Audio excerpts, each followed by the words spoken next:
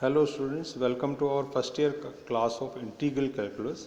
कल हम लोग जो है एक कंसेप्ट कर रहे थे to obtain intrinsic equation from Cartesian equation. ये वाला हमने करा था कल कंसेप्ट पूरा। और एक हमने कल यहाँ पर छोड़ दिया था to obtain intrinsic equation from polar equation, इसको छोड़ दिया था।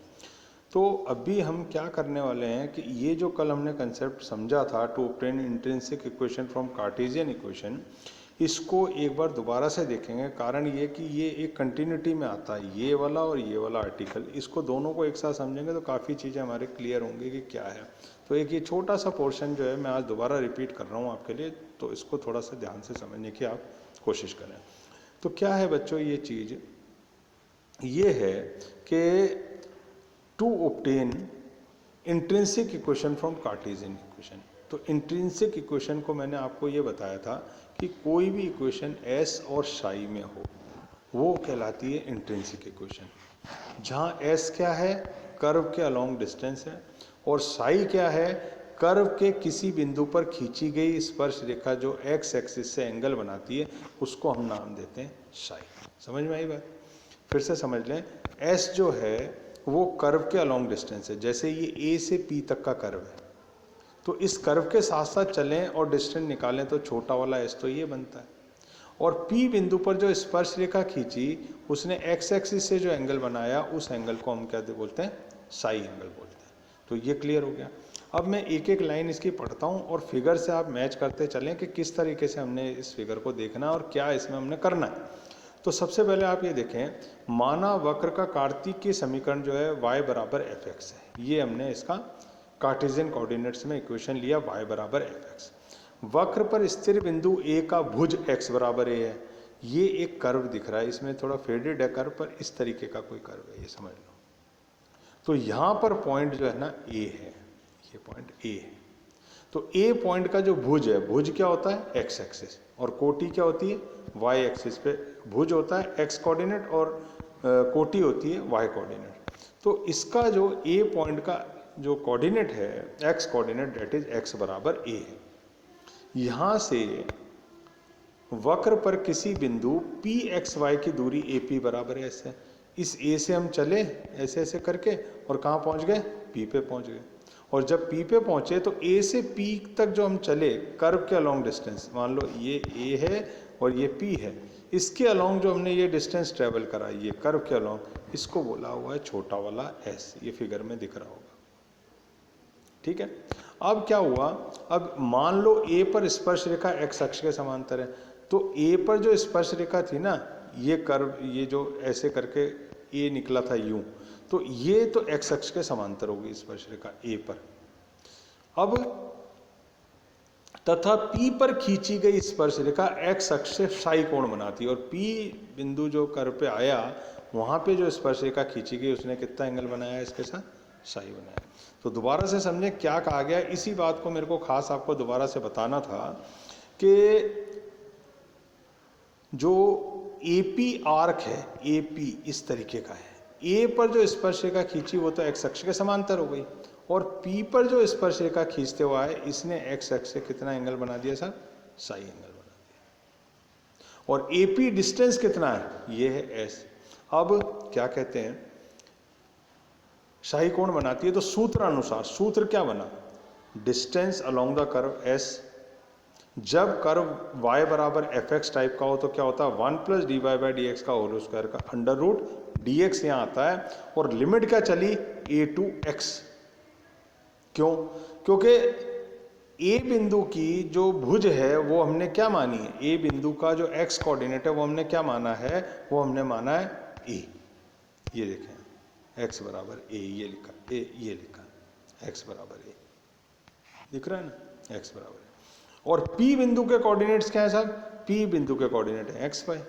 तो यहाँ का x कोऑर्डिनेट A का, ये रहा A नीचे लिमिट में, और कहाँ तक हमने जाना है, P बिंदु तक जाना है। P का x कोऑर्डिनेट क्या है, x है, ये रख दिया हमने x। आगे ना बात समझे, छोटा वाला s कैसे निकलेगा, ये तो अंदर वाला फॉर्मूला तो सेट है, हमको लिमिट लगानी है साहब। लिमिट लगानी है तो A बिंदु का जो कोऑर्डिनेट है वो x बराबर A है, x कोऑर्डिनेट। और P बिंदु का जो x कोऑर्डिनेट है वो क्या है, x, ये हमने ऊपर x लगा दिया। तो ये बन गया साहब आपके क्या, a2x under the root this. एक इक्वेशन हमको मिल गई ये, इसको हमने नाम दे दिया क्या, ना, एक। और tan साई हमेशा होता है dy बाई डी एक्स, ये भी आपको मालूम है। बस हो गया काम। ये दो इक्वेशन, एक और दो काम में लो, और रिलेशन किस किस के बीच में निकालना है, एस और साई में। तो आपके पास जहाँ एक्स्ट्रा चीज़ें क्या क्या है साहब, इसमें आपके पास एक्स और वाई एक्स्ट्रा है। जैसे ही आप इन दोनों की मदद से, एक और दो से एक्स और वाई को इसमें से हटा दोगे तो इक्वेशन काय में आ जाएगी, आपकी इक्वेशन आ जाएगी एस और साई में। और वही इक्वेशन जो एस और साई में आएगी अल्टीमेटली क्या बन जाएगी, नैज समीकरण, इंट्रिंसिक इक्वेशन बन जाएगी। क्लियर हो गई चीज, ये चीज है। तो इसको एक बार और अच्छे से कर लें, इसीलिए मैंने जो है इस छोटे से टुकड़े को वापस लिया ताकि बिल्कुल आपको ये चीज जो है क्लियर हो जाए। अब अगला आर्टिकल देखें। अगला आर्टिकल ये है, to obtain intrinsic equation from polar equation. अभी तक तो कार्टेशियन में थी, y बराबर एफ एक्स थी, अब क्या है, r बराबर एफ थीटा में है। इसमें है r बराबर एफ थीटा में इक्वेशन, हमको पहुंचना कहाँ है, s और साई पे पहुंचना है। तो किसी तरह से s और साई को हम इसमें इन्वॉल्व करेंगे। तो देखे साहब कैसे इन्वॉल्व करा, देखो आप, इसमें है माना वक्र का ध्रुवीय समीकरण r बराबर एफ थीटा है। वक्र पर स्थिर बिंदु a का सदिश कोण, अब वही का वही करा हमने, एक आर्क लिया, इसी के बारे में बात करनी है। a का सदिश कोण अल्फा है, ठीक है, जहां स्पर्श रेखा आरंभिक रेखा के समानांतर है। तो A बिंदु पर जो स्पर्श रेखा खींची गई वो किसके, आरंभिक रेखा इसके समानांतर है, ठीक है। और A पर पहुंचने के लिए एंगल कितना चाहिए अपने को, अल्फा एंगल चाहिए। माना वक्र पर कोई बिंदु, चर बिंदु कौन सा है, P है, ये रहा सब P, यहां पर P ये रहा, और इसके कोऑर्डिनेट्स क्या है, पोलर कोऑर्डिनेट्स r थीटा है, ठीक है। जिसकी A से दूरी चाप AP बराबर S है। अब A से दूरी कितनी है वो देखें आप, A से P तक चलने के लिए S दूरी चलनी पड़ती है, यानी कर्व के अलोंग A पॉइंट से P पॉइंट तक चलने के लिए ये दूरी है S, ऐसी वाली दूरी, ये दूरी है कितनी, S है, ठीक है। तो AP बराबर S है। बिंदु P पर स्पर्श रेखा प्रारंभिक रेखा से कोण साई बनाती है।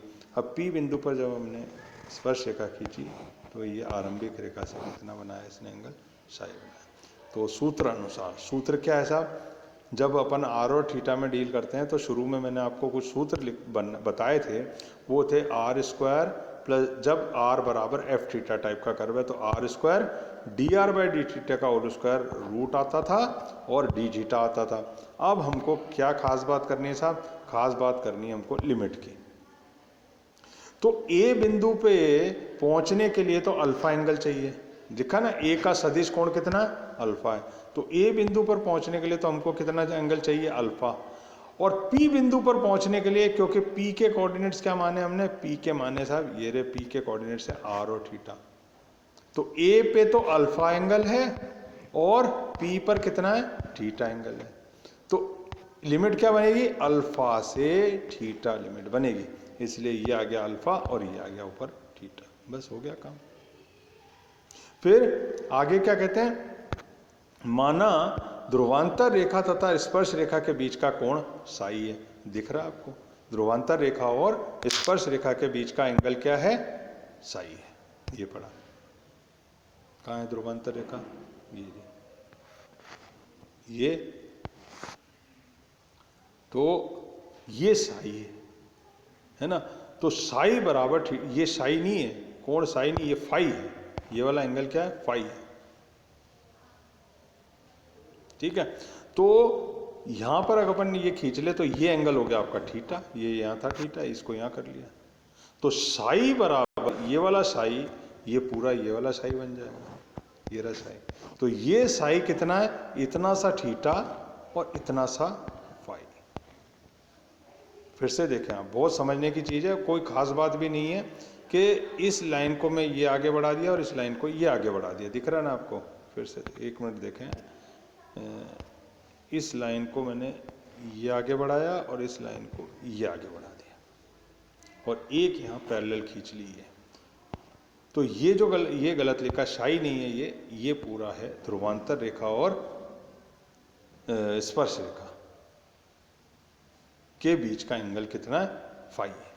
तो ये जो है ना साई, ये पूरा है साई, ये वाला साई, और ये वाला एंगल है फाई है, और ये एंगल आ गया आपका थीटा। ये थीटा है ना, तो ये वाला भी थीटा हो जाएगा।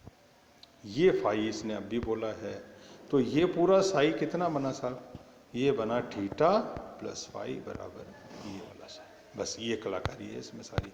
तो देखो इससे क्या हुआ, ये लिख लिया साई बराबर थीटा बराबर। और फिर एक रिलेशन और हमको पता है, क्या है, टेन फाई बराबर R D theta by D R. ठीक है, और ये हो गया F theta by F dash theta. अब क्या करना है, 1 2 3 से एक ये वाली इक्वेशन, 2 एक और इक्वेशन ये पड़ी, ये 2 नंबर की इक्वेशन, 1 नंबर की, और 3 इसके नीचे आ रही है। देखें आप, ये 3 वाली इक्वेशन ये हो गई, ये 3 नंबर की इक्वेशन है। इन तीनों से थीटा तथा फाई का विलोप करने से नैज समीकरण मिल जाती है। बहुत इंपॉर्टेंट है ये 3 इक्वेशन, 1 2 3 आप काम में लेंगे और इनसे थीटा और फाई का विलोप कर देंगे, तो अल्टीमेटली इक्वेशन जो है आपकी आ जाएगी एस और साई के अंदर। क्योंकि इसमें एक्स्ट्रा क्या आ रहा है, थीटा और फाई तो आ रहा है, और थीटा और फाई हमको जो है इन्वॉल्व करना पड़ा। क्यों? क्योंकि साई एंगल तक पहुंचना है, इन्वॉल्व करना है साई एंगल को, क्योंकि यहां पर तो सिर्फ आर और थीटा वाला ही टर्म आ रहा था। तो साई कैसे इन्वॉल्व होगा थीटा के साथ, साई ऐसे इन्वॉल्व होगा थीटा के साथ, ऐसे साई ऐसे इन्वॉल्व होगा थीटा के साथ। जब फाई इंक्लूड करेंगे, इन 3 एंगल का कॉम्बिनेशन होगा, तो साई एंटर करेगा, क्योंकि साई एस और साई में रिलेशन चाहिए, एस ये वाली चीज है ही है, तो इस तरीके से इन्वॉल्व करेंगे। और फिर बाद में इन 3 इक्वेशन 1 2 3 की मदद से हम जो क्या करेंगे, थीटा और फाई का विलोप करके नैज समीकरण निकालेंगे। तो ये एक बहुत इंपॉर्टेंट आर्टिकल है, ये भी बहुत इंपॉर्टेंट आर्टिकल है। इन दोनों आर्टिकल्स को आप बहुत अच्छी से तैयार कर लो, तो आगे जो है अपन इसके क्वेश्चंस करने चालू करेंगे, और उन क्वेश्चंस में आप देखेंगे कि ये सारे कंसेप्ट इन्वॉल्व होंगे, और क्वेश्चन सॉल्व करने में हमको इनकी पूरी मदद लेनी पड़ेगी, इन आर्टिकल को ध्यान भी रख के चलना पड़ेगा। ठीक है, अब अगले टर्न पर अपन इससे रिलेटेड कुछ क्वेश्चंस देखेंगे। Okay, thanks.